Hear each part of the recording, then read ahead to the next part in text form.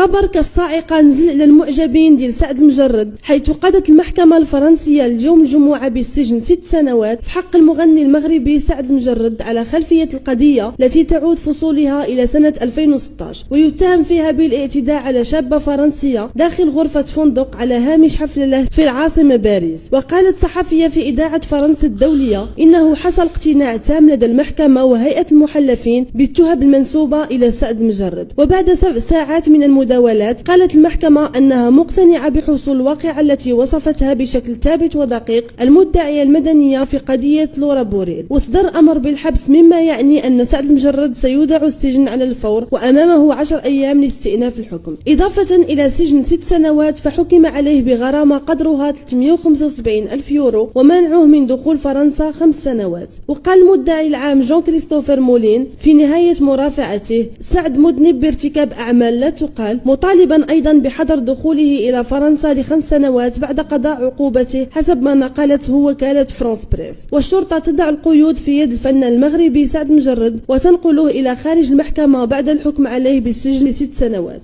وفي مشهد مؤثر وسط المحكمة، المجرد يحضن زوجته غيتا ويعانقها بعد الحكم عليه بالسجن ل6 سنوات، وسيقضي اليوم أول ليلة له في السجن. وحسب ما نشره صحفي مغربي محمد الواموسي المتواجد بفرنسا عبر صفحته بموقع التواصل الاجتماعي، فإن المدة التي قضاها سعد المجرد في سجون فرنسا سيتم احتسابها، وعليه لن يتم سجنه وسيصبح بإمكانه العودة إلى المغرب فور دفع الغرامة. فهل سيتم حقا سجنه طول هذه المدة أم سيستأنف ويخرج براء؟